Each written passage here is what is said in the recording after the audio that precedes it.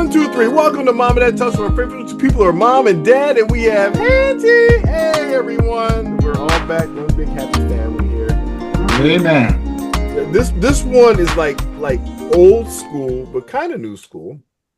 I mean, you guys grew up in a different environment, but who should be the breadwinner in a family? You're talking to old school now. Maybe the one who makes the most of income in the family. Because I think there is still a stigma about who should be the breadwinner in the family, and the thing about it is okay. So if you do become a breadwinner of the family, then what's the other person's duty to do? Are you supposed to do more cooking and cleaning? Are you supposed to, mow the lawn? I mean, the question it's who should be the breadwinner in the family?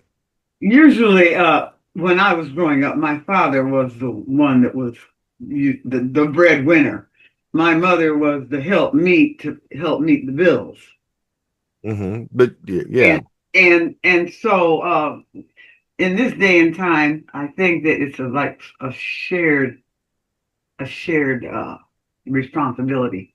Whoever, if you're going to be together, then put it together and take care of the business. Well, I know in our family, it was my father was the breadwinner, and my mother was taking care of the house. Mm-hmm. But those days are gone now because it's economically, it's not a good idea to have one breadwinner, one homeowner because things are so expensive nowadays. Where it takes two to make a decent living. Hantie? Well, what came across my mind when this question came up was it is popular, though I did not experience it. I did not experience making more money than my husband, so he stayed home and I went out and worked. Mm-hmm. But that is popular now. Mm-hmm. And, so I can't speak against it. But if it works for a family, father stays home and does the upbringing and keeping of the house. I mean, mother might be a CEO, or she might be doctor. So it could be any of that. Mm-hmm. And with child care and all of that, especially if there's a child involved. Mm-hmm. And I just think that it's very important that it work for the couple. Because I mean, it was a real problem with Dad when you guys were coming up as a man, that if your wife made more, people looked at you different with the stigma attached. And I think to a degree, I mean, it's not as much as it used to be. I mean, the stigma still was tied to when I was coming up. That I think this whole concept of a woman feeling, making more money than the man, I think we've gotten comfortable with. But I know it was definitely a problem back in your day. You know what I'm saying? We're talking about, when you got married all the way up until I think about the 80s or 90s, it's still been a problem where, people feel uncomfortable. I think it's less of a stigma now, but from that era, because I think it still has a problem today in some things, but what was it like when you were as a man and when your wife was making, if your wife did make, I mean, how did you feel? How did men feel about that?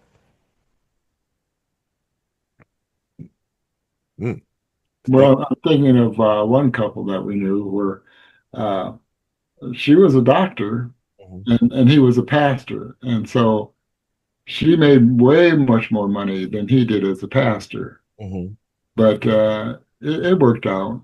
And I think it can be worked out that way. It doesn't have to be the man making more money than the woman or the man staying at home. It has to be a cooperative. Marriage is a cooperative deal. And to me, money gets in the way of a lot of marriages. Yeah. a lot of marriages. I'm thinking of a couple that I knew in Cassopolis where uh, the wife made tons of money Mm-hmm. and the husband stayed at home, and that marriage did not last. Yeah. That marriage did not last at all. Uh, the the wife was the head of a industry up in Cass, Mm-hmm. and he stayed at home and raised the kids, and it just didn't last. I remember when we first got married. Mm-hmm. We weren't making a whole lot of money Mm-hmm. back then. We happened to work at the same facility, and I remember that the job I had was a secretary, and Delbert was a messenger, Mm-hmm. and he made $50 more a month than I did, Mm-hmm. and it wasn't so much that. Uh, well, with that being said, that we both were working and he was not making that much more than me, we still were able to come together on common ground to meet our debts. I Mm-hmm. want to say it that way. So I think that my mother used to tell me, she says, it's not how much you make, it's what you do with what you make. And she was so right about that because Delbert and I we were like a team, and we have been for almost 59 years. And and together, I feel that we are like millionaires Mm-hmm. because we don't compete and see, I'm making more than you and you're making more than me, but we come together on a common ground to do whatever we have to do to make ends meet. So I'm going to say that it's not how much you make, it's what you do with what you make. Mhm. Like I said, Hank, I see you thinking really deep there, Hank. What are your thoughts? My thoughts. It depends on what kind of person you marry. Mm-hmm. Um, I happened to marry someone who um, really wanted me to stay home, Mm-hmm. but that was a dream. When my son was 11 months old, Mm-hmm. you know, I felt the need to do some kind of help, Mm-hmm. uh, whether it was paying the light bill, I don't know what it was, and so I got a job at he and in fact he got the job for me because that was his second job, Mm-hmm. and it was at a men's store, Mm-hmm. and I could dress up and I could, you know, Gilbert's. it was kind of a flowery job, Mm-hmm. and that was my first job after I had him, had Carlin, and uh, it was mostly mostly for social. Mm-hmm. You know what I mean?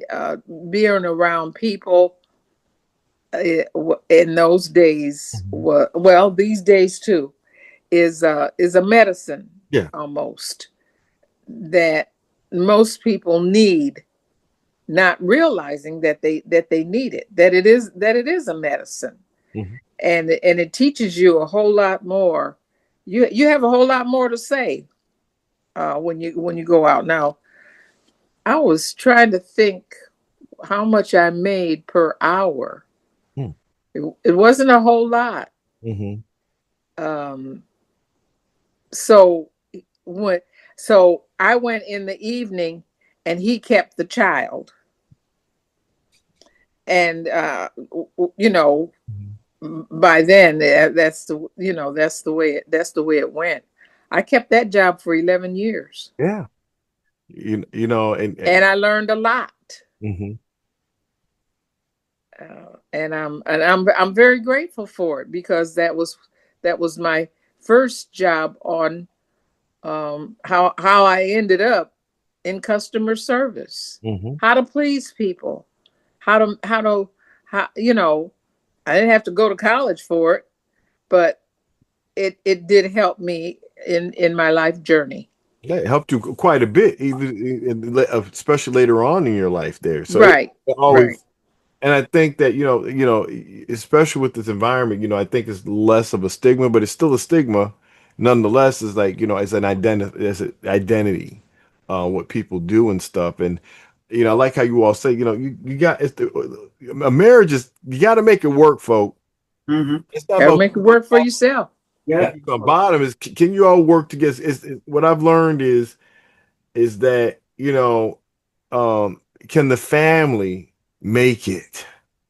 But we got to make whatever works for you. Your rules, and especially when it comes to money, some people still have problems with it. Like it's still a stigma if their wife makes more money than them, Mhm. or sometimes the wife looks at the husband different. She makes more money than him, and I've seen those marriages fall apart where she's like she looks down on him. Like I mean, and really, folks, don't look down on people when you make more than anybody else because you can be have a bad day too. It's you're Just, one step away from a bad day. just having a job Yeah. is make yourself do something that you're happy with. Mhm. Uh, um, that will make everybody. It's not how much Hmm. or making more, like you say. It's just whatever makes the family float.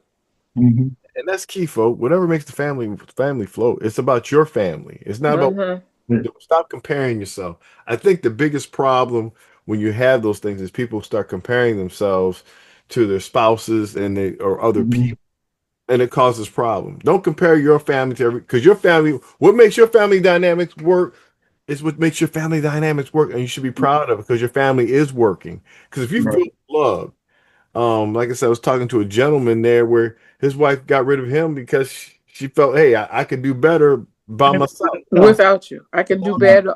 All by myself. Yeah, Yeah. this company I'm talking about in Cass, Mhm, the father had a company mhm, and really expanded it. It was they were making millions of dollars, mhm, and he brought his daughter in mhm, to be the vice president of this. And his daughter was married to a man, and the father didn't trust his son-in-law. mhm, So the son-in-law worked out in the yard, in the factory. mhm. And eventually the son-in-law said, well, I want to be a vice president too. And then that's when all Hector broke loose.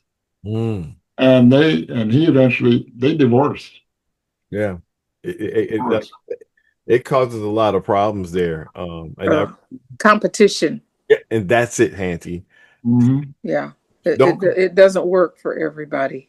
and don't compete, folks. Look, especially in this environment, whatever. I mean, it's expensive. A lot of times, just to have a decent life, both parties have to work. Some people don't. Praise God for that. But whether someone works or not work, it's really what's working for you. What's working for your family, That's right. right? How you guys, look at each other. You should not look down on each other. You should look at each other in love and stuff and respect. And Right. that gets lost, and it usually starts with money. That's one of the problems that gets started.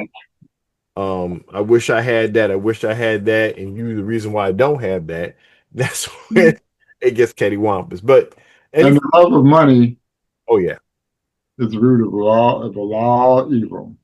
folk is just a tool. At the end of the day, it's just a tool. It's not an identity. And once you Money is just paper, yeah. but love lasts forever. So in people who go extra after it, okay, you're gonna miss time with your family. Because at the end of the day, you're sitting on your deathbed. This is what Mm-hmm. what I'm saying? Who's gonna call you up? Who's gonna show you some love, right? Mm-hmm. Because you neglected the time you could have spent, and you lost. And Hanty, I like we said, are you a better person when you do it? You became a better person working. Some people become worse people working. If they don't want to work, but Yeah, you know, You and, want I to didn't mind. I didn't mind dressing up, looking the best I could look. It we'll wasn't have my church clothes, but I looked as best I could.